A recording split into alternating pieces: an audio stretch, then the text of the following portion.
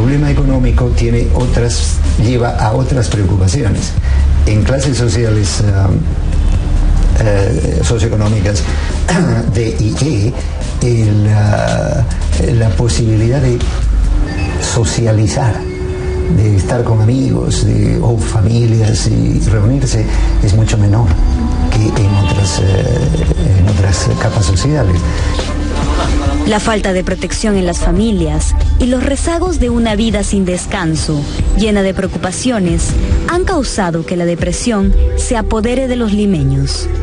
Hoy, más de la mitad de la población acepta que sufre de depresión, seguido de otros trastornos como la ansiedad y la falta de sueño. En cuanto a sexo, por ejemplo, el sexo femenino sufre más de cuadros depresivos y ansiosos. En cuanto a las clases sociales, es interesante notar que las clases sociales o socioeconómicas bajas, es decir, D y E, tienen una prevalencia, una presencia que equivale casi al doble de manifestaciones depresivas comparadas con clase alta. Lo grave de estas cifras es que muchas veces, tras ellas, se esconde una dura realidad. La depresión es la antesala al suicidio, una realidad con la que lidiamos todos los días. Casi un 30% de la población de Lima metropolitana alguna vez ha deseado morir. Más del 15% ha pensado en suicidarse. Pero lo que sí es alarmante es que el 4.9% ha sobrevivido a un intento de suicidio. Si un suicida idea actual, de hecho, de cometer el suicidio, casi un 15% de la población. Y que las personas, de hecho, hayan tenido un intento de suicida, responde casi un 5% en la encuesta, ¿no? Y las cifras son siempre consistentemente más altas en los niveles socioeconómicos más bajos. Hay una fuerte componente depresivo en las personas que los llevan a querer eliminarse, ¿no? Desear morirse y algunas veces llegar a intentarlo, sobre todo cuando esta depresión llega a un momento con un problema adicional que no se sabe cómo enfrentar, y a veces el eludir las cosas, pero a veces el estrés, la depresión es tan grande que tienen la fuerza suficiente para hacerlo. Son muchos los que padecen de trastornos mentales, pero muy pocos los que se han tratado. Hasta hace poco tiempo, solo el 8% de los hospitales del MINSA brindaban hospitalización en problemas de salud mental. Quizás esta haya sido la causa de que menos de la cuarta parte de los limeños haya acudido a un especialista para tratar su problema. Esa secuencia de primero el juicio personal respecto a mis síntomas, luego mis posibilidades, luego la existencia de centros, luego la presencia de profesionales competentes y la posibilidad de que si tengo una indicación para tratamiento pueda adquirir los medicamentos o seguir los procedimientos. Todo eso es una cadena que no puede manejarse solamente un eslabón a solas, tiene que ser en el conjunto. Los servicios de salud que tradicionalmente han sido para la atención de patologías tan frecuentes como el problema materno-infantil, ahora los servicios están dando apertura a la atención de problemas de salud mental a través de la presencia de psicólogos. Y eso es importante.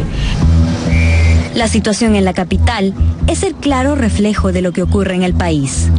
Casi todos han tenido o tienen problemas de salud mental, unos menos graves que otros, pero al fin y al cabo son problemas. Por su parte, el Estado ha incrementado el presupuesto destinado a esta área en un 27% y parece estar intensificando el trabajo respecto al tema. Pero no olvide que usted, como padre de familia, hijo, compañero de estudio o trabajo, y más que nada, como miembro de la sociedad peruana, también tiene una tarea pendiente. Recibimos muchas demandas de atención de salud mental desde el interior del país, donde verdaderamente hay un abandono en este tema. Las cosas en Lima son difíciles, ciertamente, y los tratamientos costosos, pero hay algún acceso a salud mental. En el interior del país es muchísimo, muchísimo más duro. Así que esperamos que el ministro de Salud le ponga atención a este gravísimo asunto. Y ahora vamos a otro tema, que es el tema del Día Internacional.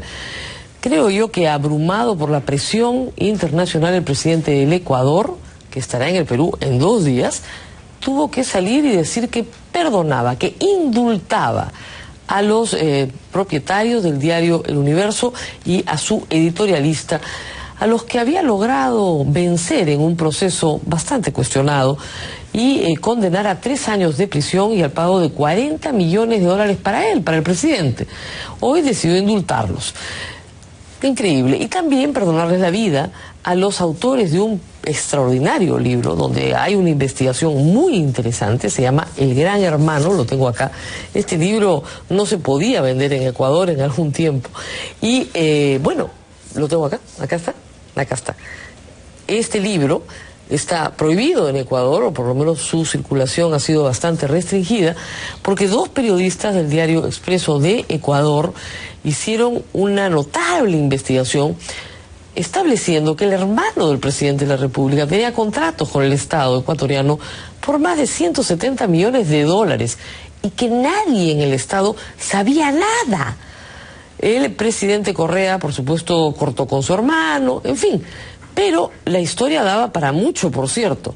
La publicación de este libro también fue perseguida. Y sus autores también por reseñar lo que el hermano del presidente decía a ese nivel. Pero Daniel Llobera en esta primera entrega nos cuenta todo. Adelante.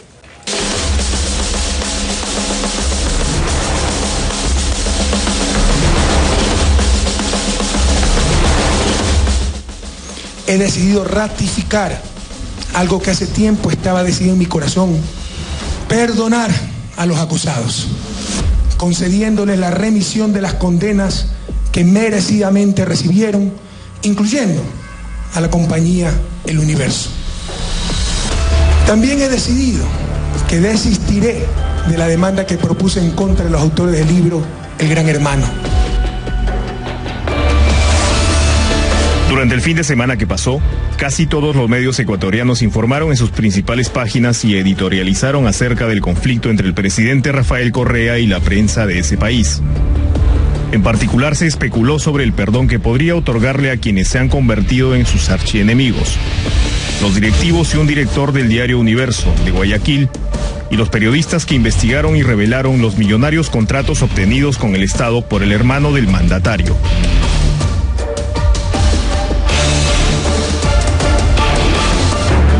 Hoy a primera hora, Correa confirmó el rumor que él mismo y sus principales funcionarios gubernamentales habían alimentado en los días previos. Periodistas ecuatorianos con quienes Tribuna Abierta dialogó en Quito sostienen que el presidente ecuatoriano se lleva mal con la prensa desde que asumió el mando en el año 2007. En el caso del diario El Universo, decano de la prensa de ese país, las relaciones con el mismo ya eran tensas, pero se volvieron insalvables cuando el entonces jefe de opinión, Emilio Palacio, cuestionó en uno de sus artículos la forma como el presidente Correa había enfrentado los sucesos del 30 de septiembre del año 2010, cuando cientos de policías se sublevaron tras una medida gubernamental que eliminó varios de sus beneficios. Ese día Correa fue retenido en un hospital y posteriormente rescatado por el ejército en medio de disparos.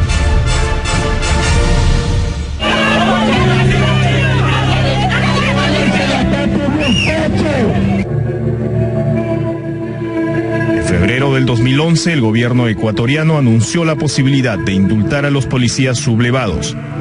Por esa razón, el día 6 de ese mismo mes y año, Emilio Palacio escribió que con el indulto, un nuevo presidente, quizás enemigo suyo, podría llevarlo ante una corte penal por haber ordenado fuego a discreción y sin previo aviso contra un hospital lleno de civiles y gente inocente, le decía a Correa. En marzo, el presidente denunció por esto a Palacio y a los hermanos Pérez, directivos del Universo, por haberlo acusado de crímenes de lesa humanidad y les exigió una reparación de $80 millones. Un año después y tras ganar en primera instancia, la justicia ecuatoriana terminó dándole la razón en instancia definitiva, condenando a Palacio y a los hermanos Pérez a 3 años de prisión y al pago de $40 millones. La prensa abusiva ha sido vencida.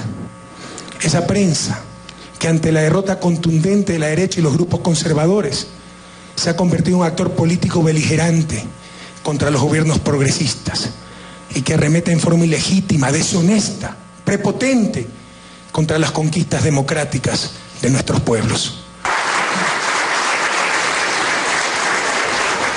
En Ecuador, los funcionarios del gobierno destacan la magnanimidad del presidente, pero sus críticos sostienen más bien que Correa ha expuesto a su país a la vergüenza mundial. Yo creo que sí, yo creo que el presidente ya ha sufrido una derrota enorme. El nivel de desprestigio que tiene en este momento su gobierno a escala internacional, y yo creo que incluso a nivel local los niveles de popularidad del presidente deben haber bajado muchísimo. Yo creo que ya es una derrota para él. Según César Ricaurte, director de Fundamedios, entidad de defensa de la libertad de expresión en Ecuador, las intenciones del perdón presidencial son únicamente políticas. Supongamos que había una idea o una intención real de perdonar y de tomar y de dar esas lecciones morales, éticas a la prensa del Ecuador y del mundo. Bueno, entonces el presidente, ni bien conoció la sentencia esa misma noche, al día siguiente, tenía que haber planteado el perdón. Pero esto de estar haciendo cálculos políticos, de estar, vamos a redactar una carta, y eso ya no me parece que sea realmente un manejo muy adecuado, que hable muy bien de las intenciones del presidente. También he decidido que desistiré de la demanda que propuse en contra de los autores del libro El Gran Hermano, donde de la forma más infame se afirmó que conocía los ilegales contratos de Fabricio Correa y que la terminación de los mismos era una simulación para beneficiarlo por medio de los juicios millonarios que efectivamente puso y que el Estado poco a poco va ganando. Los otros perdonados son los periodistas Juan Carlos Calderón y Cristian Zurita, quienes también fueron condenados por una corte quiteña por haber supuestamente dañado moralmente al presidente Correa. Calderón y Zurita revelaron a través de su libro El Gran Hermano que Fabricio Correa, hermano mayor del presidente de Ecuador, había obtenido jugosos contratos con entidades del Estado por un monto cercano a los $170 millones.